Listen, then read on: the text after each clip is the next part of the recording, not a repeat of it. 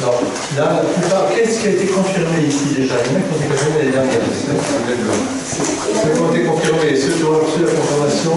Et cette année, l'évêque a tenu à ne pas donc, prolonger ce qu'on avait fait avec le Saint-Église. Donc, ce qui fait que, vous voyez, quand on a confirmation, collège, probablement 5e, 6e. Oui, c'est ça. Nous, c'est la dernière année aussi. On a obtenu une dérogation uniquement pour cette année parce qu'on a été complètement surpris en septembre. On avait prévu les parents que pour les confirmations, ce serait comme les autres années. Puis voilà qu'à la mi-septembre, le décret tombe. Non, ils ont retourné et on a demandé une dérogation pour 1 an.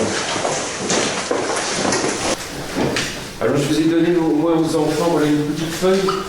On va parler un peu de la première communion, donc vous pouvez la plier en 2, ça vous fait un livret. On va dire finalement que des choses que vous savez déjà, que vous avez vues avec vos catéchistes ou avec votre curé. Mais enfin, c'est toujours bon de les rappeler. Ça va être très bien rappelé. Voilà, pour la première communion, ce qui paraît toujours très important, voilà, c'est de se replonger dans le dernier repas de Jésus.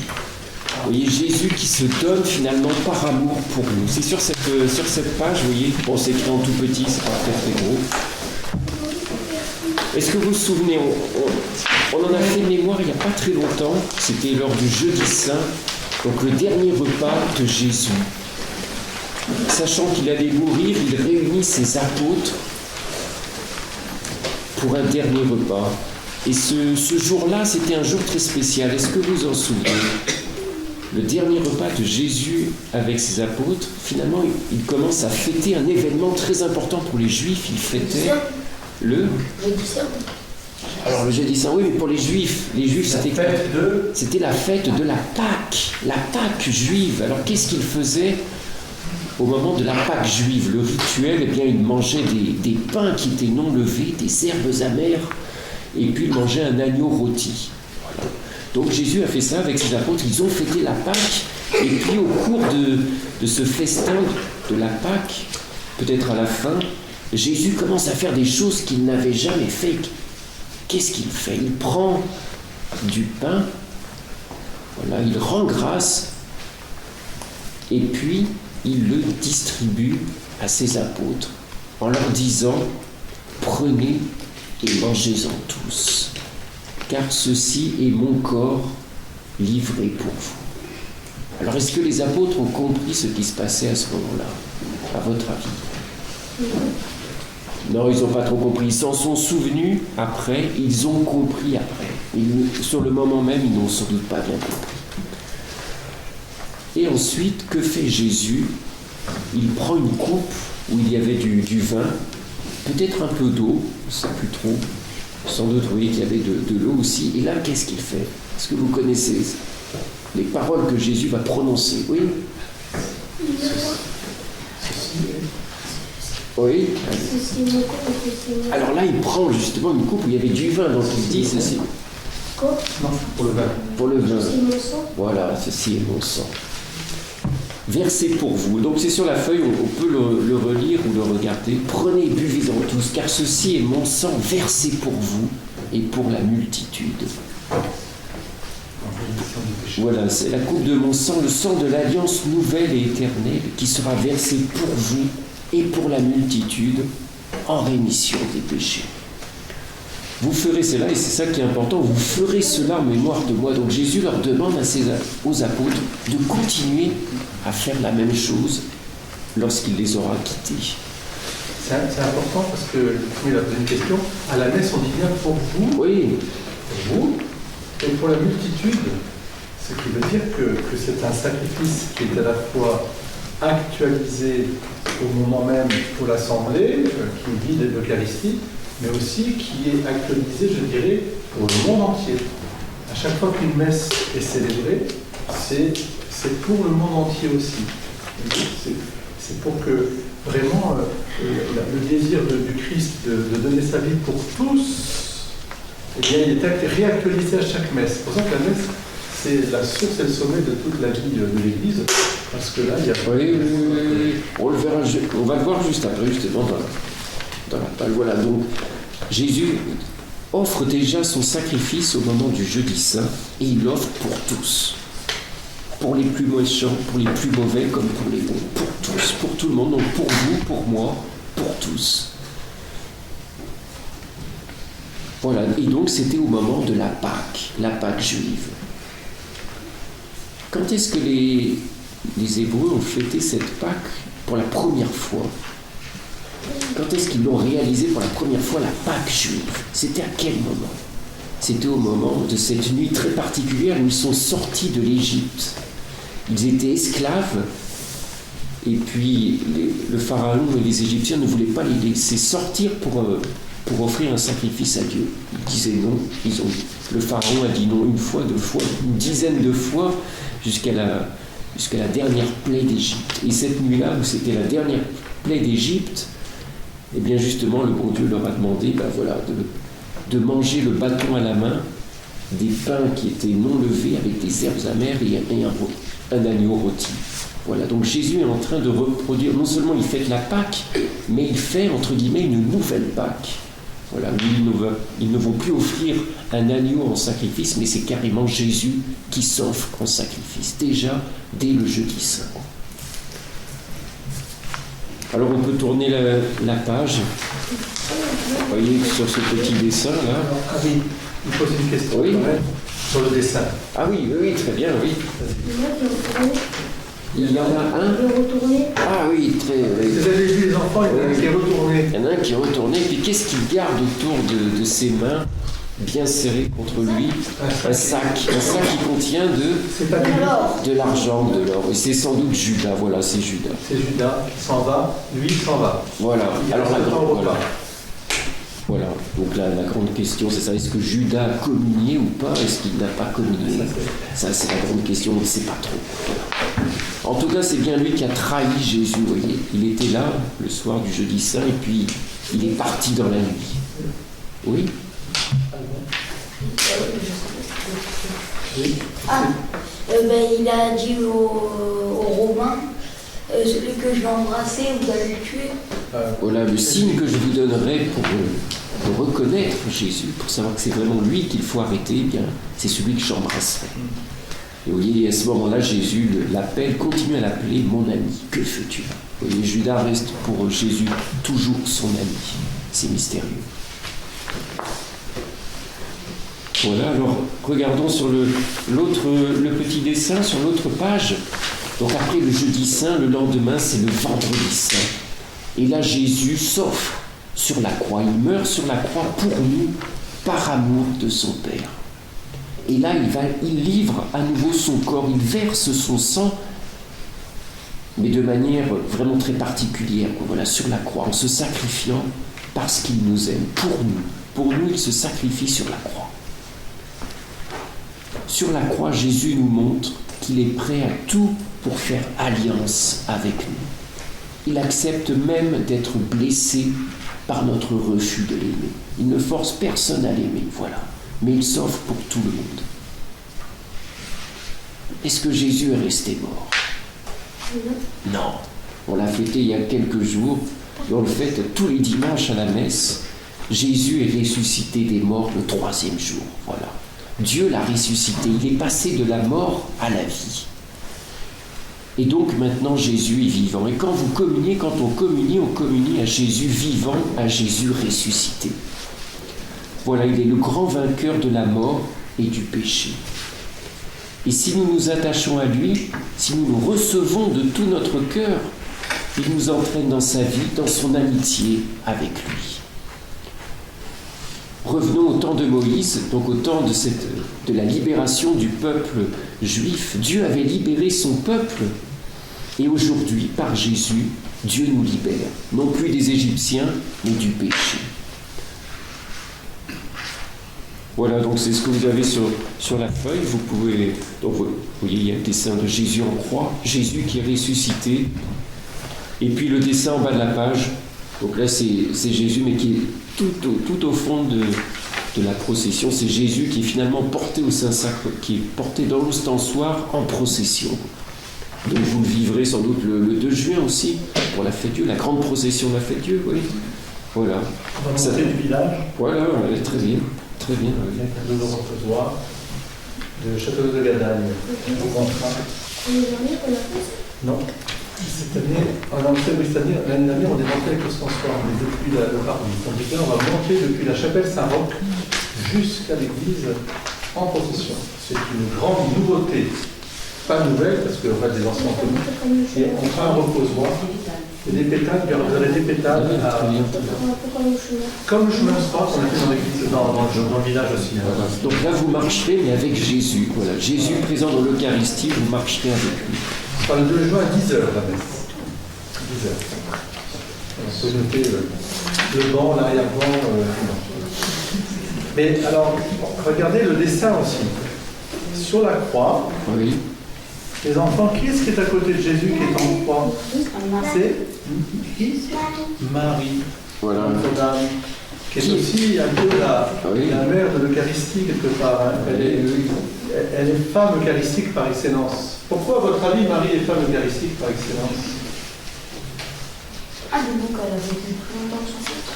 Elle a vécu plus longtemps que son fils, oui, sur Terre. Mais pourquoi l'Eucharistie, c'est qui? C'est qui l'Eucharistie? C'est Jésus. C'est Jésus. Et Marie, quand elle a été enceinte, elle a porté qui? Jésus. Donc elle a toujours porté Jésus. C'est pour ça qu'on l'appelle femme eucharistique, parce qu'elle porte celui qui est l'Eucharistie, c'est-à-dire le don de la vie divine pour que nous ayons la vie divine nous aussi. Hein, le sacrifice. Donc elle porte Jésus. Elle est comme un oscensoir. Oui. Elle est celle qui offre aussi Jésus. Quoi. Voilà, elle offre, donc elle est au pied de la croix. Voilà. Vous savez qu'on pourrait mettre Jean aussi. Parce on pourrait mettre Jean, on pourrait mettre Sainte Madeleine, Sainte Marie-Madeleine. Voilà. Mais Marie, c'est emblématique. Oui, et puis après, à la résurrection, qu'est-ce qui est dans le dessin? Là, vous voyez qui à côté de Jésus? On voit l'ange de la résurrection, l'ange qui est assis sur la pierre. Alors c'est important, ça, vous voulez en dire un petit mot, Karine? Les anges dans l'Eucharistie. Non. Bon. Alors je vais vous dire, bon, c'est mon expérience à la fois monastique et aussi en même temps bien sûr théologique. Les anges, quand vous allez dans des églises, vous irez voir Thor, et même je pense à Gadane, il y en a aussi bien sûr. Il y a toujours des anges dans... là c'est l'autel, imaginez que c'est l'autel, il y a toujours des anges qui regardent. Et dans la grande abbatiale de l'abbaye, vous verrez qu'il y a des anges qui sont au fond. Pourquoi?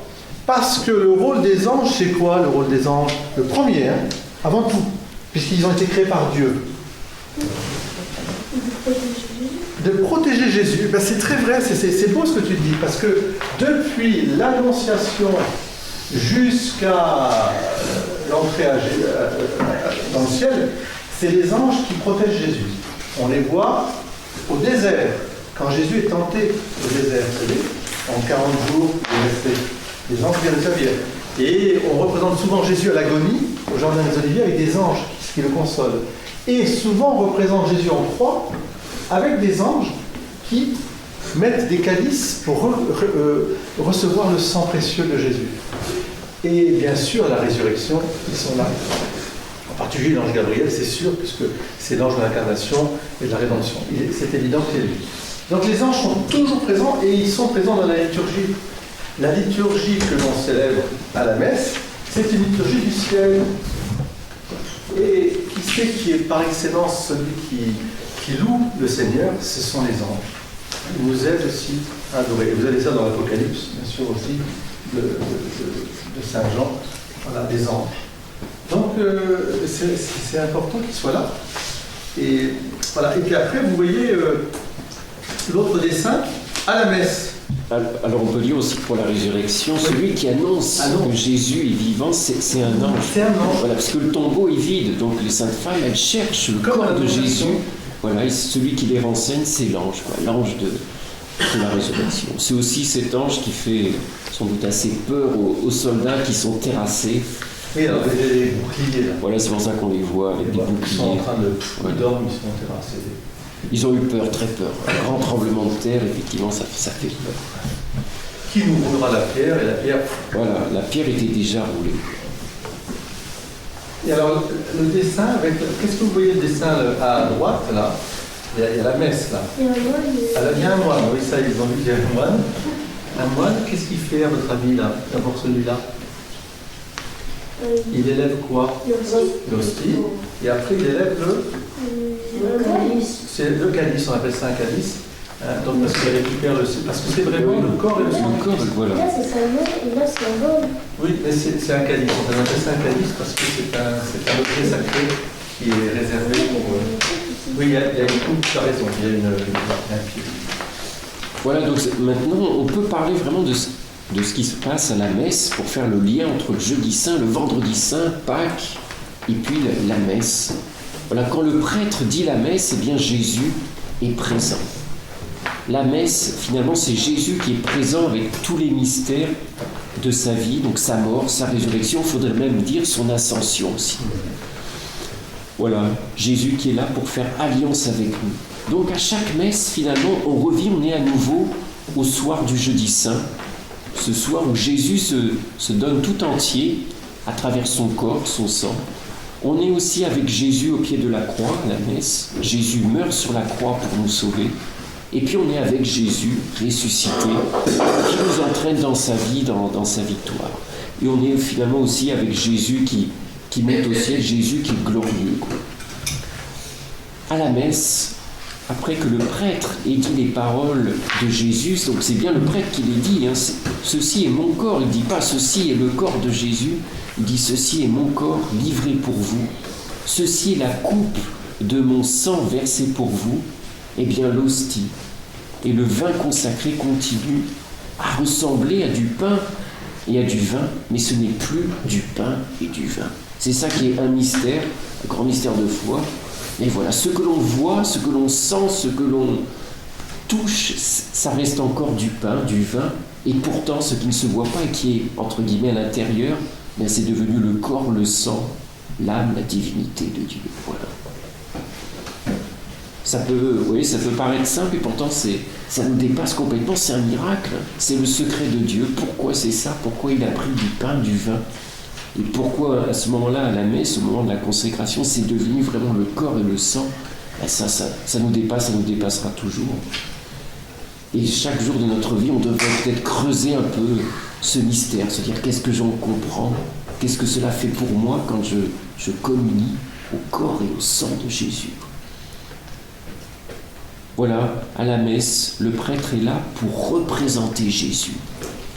Et quand il dit les mêmes paroles que Jésus le soir du jeudi saint, « Ceci est mon corps livré pour vous, et ceci est la coupe de mon sang versée pour vous », eh bien, à partir de ce moment-là, l'hostie et le vin deviennent réellement Jésus lui-même, même si cela continue à ressembler à du pain et à du vin. Du coup, ça veut dire que sur l'autel, à ce moment-là, c'est vraiment Dieu. Et on peut s'en apercevoir parce qu'à ce moment-là, le prêtre fait la genuflexion. Avant, il ne l'avait pas fait à la messe. Et là, il fait la genuflexion parce que c'est Dieu qui est devant lui. C'est aussi important de le voir, de se dire pourquoi il a fait la genuflexion. Là, le prêtre, c'est qu'il y a Dieu maintenant sur l'autel. Et du coup, tout ce qu'on va faire autour du corps et du sang de Jésus, ça va prendre quelque chose de... Ça va être énorme, quoi. C'est vraiment Dieu qui est là sur l'autel. Avant, c'était que du pain, du vin qui avait été offert. On remerciait Dieu pour ce pain et ce vin qu'il nous donnait, mais maintenant, c'est vraiment Dieu, quoi. Vous voyez, les servants d'hôtel en particulier, il y a un autre moment où vous faites la génuflexion avec moi, c'est quand on va au tabernacle. Ouais, parce que justement, comme a dit Hélène, Jésus est là. Et donc, parce que Jésus est là, on l'adore profondément, et c'est un signe d'adoration que de se prosterner devant lui. Oui, voilà. Donc à la messe, en recevant l'hostie, eh bien je recevrai Jésus lui-même, en moi. Voilà, c'est vraiment lui qui viendra habiter en moi. Et si je l'accueille de tout mon cœur, il me transformera, il me permettra de vivre en amitié avec lui, pour me rendre semblable à lui. Quel grand cadeau! Communier, c'est ne faire plus qu'un avec Jésus. Comme saint Paul nous l'a dit, ce n'est plus moi qui vis, c'est le Christ qui vit en moi. Alors on peut regarder la dernière page maintenant, à propos du mot Eucharistie. On l'utilise, vous le savez, pour parler de la messe ou de la communion, et ça vient d'un terme grec qui veut dire, Eucharistie, ça veut dire rendre grâce. Ça veut dire quoi, rendre grâce? Avec des mots plus simples, rendre grâce, ça veut dire, voilà, remercier. ça veut dire remercier. Donc l'Eucharistie, c'est rendre grâce, c'est remercier. Alors, pourquoi on remercie? Eh bien, nous remercions Dieu pour tout ce qu'il a fait de bon et de beau dans la création. À quel moment on remercie Dieu pour tout ce qu'il nous a offert à la messe? À quel moment? Ça s'appelle comment cette partie de la messe où le prêtre il élève un peu justement ce qu'on lui a présenté et à ce moment-là il remercie vraiment Dieu. Ça s'appelle comment cette partie de la messe? C'est l'offertoire. C'est l'offertoire, voilà. Le prêtre l'a élevé, c'est encore du pain, du vin, mais là il remercie Dieu pour que, voilà, c'est le don de la création. En français, c'est quand je dis « Tu es béni, Seigneur, Dieu de l'univers, de ta bonté, nous avons reçu ce pain, ce fruit de la terre, de la vigne, et du travail des hommes, nous te le présentons. » C'est ses propres dons, en fait. Nous le présentons, ils deviendront pour nous le corps du Christ, le sang du Christ, le corps et le sang du Christ. Donc c'est très important cette action de grâce qu'on retrouve bien sûr qui est tirée de la liturgie juive. Oui, qui est tirée voilà, de la liturgie. La liturgie juive qui est au cœur aussi de notre célébration, puisque comme l'a dit frère Irénée, la messe c'est un repas pascal transformé une fois pour toutes. Le sacrifice et puis un repas. Voilà. Le repas pascal qui était aussi un sacrifice, puisque c'était une liturgie de l'agneau, du pain azime et de l'agneau pascal. Donc voilà, l'offertoire. Vous savez, souvent les filles et les garçons, souvent on fait faire une procession d'offertoire, organisée de main de maître par Martine. Et donc même par d'autres aussi autour, mais pareil. Et donc, mais en général, voilà, vous allez chercher l'eau, le vin, les hosties à consacrer, voilà, et vous venez en procession. C'est ça l'offertoire, ce qu'on va offrir. Dans la messe. Oui, quand on va dire la messe. Donc, et pour les adultes, vous voyez, c'est important parce que ça montre aussi, c'est revisiter un peu cela pour qu'on comprenne mieux ce qui est en train de se passer, pour mieux le vivre, je dirais, parce qu'à travers l'offertoire du pain et du vin, puisque c'est la création qui est offerte, c'est nous. Nous faisons partie de la création. Donc, on offre le pain et le vin, mais comme a dit très bien le père François de Sales et le père aussi Juan Diego, il a dit l'important c'est de s'offrir avec le prêtre, de faire plus qu'un. Voilà, oui, donc c'est à ce moment-là, ça s'appelle l'offertoire. On s'offre et on offre les dons de la création. Et donc nous remercions Dieu pour tout ce qu'il nous offre. Nous remercions aussi Dieu parce que Jésus est venu sauver chacun de nous. Donc c'est à ce moment-là aussi qu'on remercie Dieu. Voilà, parce que Dieu nous rend saints, chacun de nous, il nous remplit de sa vie si nous l'accueillons, bien sûr. Alors on peut regarder maintenant le petit cadre, qui est le résumé. Par la communion, je suis uni à Jésus qui est Dieu. Vous voyez, dans le mot communion, vous avez le mot uni. Est-ce que vous l'avez... Le petit cadre est là. Voilà, dans le mot communion, il y a aussi un petit mot à l'intérieur qui... C'est uni, communion, je suis uni à Jésus qui est Dieu. La communion est pour chacun de nous une nourriture spirituelle, voilà. Comme notre corps a besoin d'être entretenu par de la nourriture, notre corps a besoin de grandir avec de la nourriture, mon âme aussi a besoin de grandir et d'être rendue vivante, et c'est pour ça que je reçois Jésus Eucharistie. La communion est donc une nourriture aussi. Sans l'Eucharistie, mon âme ne peut pas rester vivante de cette vie d'union à Dieu. Si je communie jamais, je ne peux pas avoir une âme vivante, unie à Dieu. La communion est aussi un remède, un médicament qui me rend plus fort pour lutter contre le péché. Voilà. Chaque fois que je communie, je suis renforcé pour ne pas tomber dans le péché. La communion, c'est finalement Jésus hostie présent réellement, ça on l'a dit plusieurs fois, et c'est aussi le moyen d'être unis entre nous. On reçoit Jésus, mais on est unis entre nous avec tous ceux qui ont communié dans la charité, grâce à Jésus qui fait le lien finalement, qui nous unit tous ensemble. Vous voyez donc la nourriture vous voyez, la communion à la fois nourriture, remède et puis un moyen très puissant d'être unis à Jésus et entre nous. Voilà. Les trois effets de la communion. Voilà, petit résumé sur la communion, sur l'Eucharistie, quoi. Ce qui veut dire que quand on reçoit... Ah, c'est joli, on dirait la sieste, c'est pour la sieste. Non, c'est comme ça va la miséricorde divine. Ah, c'est ça. Ça veut dire, Alors, c'est bon parce que ça veut dire aussi que quand on communie, vous voyez pourquoi à la fois la communion est à la fois quelque chose de personnel, bien sûr, et personne ne peut être empêché de communier ni obligé. La communion, comme a dit le Père Irénée, c'est une union avec le Christ. Je suis libre de venir avec lui. Et en même temps, c'est pas personnel. C'est aussi communautaire au sens ecclésial, de vraiment d'une vie d'église. On peut même dire d'une vie avec le ciel. Hein, parce qu'au ciel, ils ne font que communier à Dieu. Voilà, ils sont nourris complètement parce qu'ils voient Dieu face à face. C'est incroyable, c'est cette vie divine. Voilà. On appelle ça aussi les arts au sens, on va dire, un avant-goût, mais plus que ça. C'est comme si on avait déjà en nous ce qui va grandir dans la vision béatifique, la gloire de Dieu. Chaque fois que je communie, au fond, je m'avance un peu plus vers le ciel, vers la vision du ciel. Et puis aussi un pain de route. oui, force. On appelle ça un viatique. Viatique, la via. Vous savez ce que c'est que la via? En latin.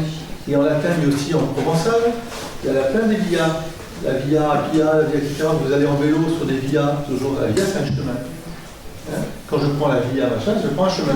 Et bien, le viatique, c'est la nourriture pour traverser ce chemin. Et il est aussi important, vous voyez, sans nourriture, je ne peux pas vivre, en fait. Et Jésus dit, celui qui mange ma chair et boit mon sang, aura la vie éternelle, vivra éternellement. Même s'il meurt, ma nourriture, la chair est une vraie nourriture, mon sang est un vrai breuvage. Chapitre 6 de Saint Jean. Juste après la multiplication des pains, voilà, quand il leur explique pourquoi il a multiplié les pains, pourquoi il a nourri une foule de 5000 personnes, et là, justement, les pharisiens et les scribes qui l'interrogeaient ne comprennent plus rien, se disent c'est un cannibale. Voilà. Ils ne comprennent pas, c'est un cannibale, il donne son corps à manger. Je pense que même les disciples. Oui, même les disciples, voilà. Parce qu'à la fin, il pose la question, vous aussi voulez-vous partir? Et ils vont dire non, et Saint Pierre va lui dire non, tu as les paroles de la vie éternelle. Quoi. Alors, qu'est-ce que vous avez retenu de la communion? Quand est-ce que ça a commencé la communion? La première communion qui a eu lieu? C'était le... C'est il y a le Pâques. Ah oui, c'est-à-dire exactement... La fête de la Ah, exactement le... Quand est-ce que c'était la première communion? Oui. Le jeudi saint. Oui, très bien, le jeudi saint. Ensuite, mais le jeudi saint anticipe le vendredi et le jour de Pâques, tu as raison. Et ensuite, l'Église a toujours célébré la messe. Parce que Jésus a dit, rappelez-vous, si on le dit dans les paroles de la consécration après, vous ferez cela en mémoire de moi. En mémoire de moi. Oui. Donc, l'Église vit de l'Eucharistie. On a à vivre de la parole de Dieu, et nos frères protestants, pour ça aussi, nous l'ont rappelé, c'est bien. On a à vivre du témoignage jusqu'à donner sa vie pour d'autres, et nos frères orientaux, Dieu sait si en ce moment les églises chrétiennes orientales souffrent, mais comme disait Mère Teresa, l'Église catholique peut s'honorer d'être porteur de cette Eucharistie. Et nous devons vraiment le mettre en valeur. C'est une chance, c'est une grâce inouïe. Le curé d'Ars disait, si on comprenait ce qui se passait à la messe, on mourrait des parce que c'est tellement, c'est le don de Dieu pour nous. Donc, Père Irénée, on voudrait vous remercier parce que vous avez pris un peu de temps sur votre vie monastique et aussi vous demander de prier pour ces enfants qui vont faire leur communion le 2 juin pour la fête. D'autres qui l'ont déjà fait mais qui continuent à communier. Il faut communier toujours plus. Et puis puis aussi, alors, le service de l'hôtel, vous voyez, pour ceux qui servent l'hôtel, ou les caprines, parce qu'on a des caprines aussi, des filles qui vont aussi nous aider. Vous voyez comment il faut être respectueux des gestes. Vous voyez, gestes, réflexion. Quand on est à l'église, quand on est à l'hôtel, on est en procession. C'est pas, on vous l'a dit, aujourd'hui vous l'avez entendu, on s'habille différemment. Pourquoi? Parce qu'il y a un rite, on met une aube. Le ritus en latin, c'est, si tu veux, un ordonnancement. Comme quand on va jouer au foot, il y a un rite qui est, par exemple, le coup d'envoi. Il y a des règles. Donc tu es obligé de suivre les règles. Si tu ne suis pas les règles, t'es éjecté. Carton rouge. Voilà. Bon, à l'église, on n'est pas de carton rouge, mais, parfois j'ai envie. J'ai envie de mettre carton jaune. Non, pas du tout. Parce que la messe, laissez venir avant les dimanches. D'accord? Et puis, un dernier point, il faut avoir un grand désir de la Pâque. Parce que Jésus, vous voyez, c'est ce qu'il dit, cette parole est mystérieuse, mais j'ai désiré d'un grand désir manger la Pâque avec vous. Avec vous. Pas tout seul, avec vous. Donc, il faut faire grandir ce désir de Pâques. Et à chaque fois que je vais à la messe le dimanche, je dois sentir grandir en moi le désir de la Pâque, c'est-à-dire du don de soi pour que d'autres aient la vie. C'est ça la messe. Alors, on ne s'ennuie pas à la messe, en fait. Il faut retrouver le sens de la messe. Même les anciens, même les gars. Donc, c'est vrai parce que la messe, si on savait vraiment ce que c'est, on irait en courant, en fait. On dirait, mais comme Marie-Madeleine au tombeau, comme Pierre et Jean, etc. Et on raconte qu'au premier temps de l'Église, il y avait des jeunes comme vous. Alors, il y a Tarticius qui connaît l'histoire de Tarticius, il y avait des jeunes, il y avait des parents, etc. Et ils étaient enfermés. Donc, on n'avait pas le droit d'aller à la messe, parce que l'empereur avait dit non. Et on a surpris un groupe de chrétiens, comme nous ici, là, qui étaient en train de célébrer la messe. C'était dimanche. Alors le tribun dit, mais vous ne savez pas, l'empereur a interdit que vous... Et la réponse de ces martyrs d'Afrique du Nord, d'ailleurs, ils venaient d'Afrique du Nord, c'était de dire, nous ne pouvons pas vivre sans la messe. Vivre sans la messe, c'est ça. Donc, si vous voulez me tuer à cause de ça, on l'aurait fait de mal. Mais, tuez-nous. Mais nous, c'est pourquoi? Parce que c'est le jour que fit le Seigneur, le jour où le Seigneur a donné la vie. Voilà. Oui, c'est pour moi. C'est mon rendez-vous de mariage. Alors, je vous laisse avec... Voilà, eh bien, vous pouvez garder les feuilles. Et après, vous trouvez au magasin, bien sûr. Et les aînés, un grand jour. Je vous en prie. Et on fera une prière. J'ai vérifié le 15 mai,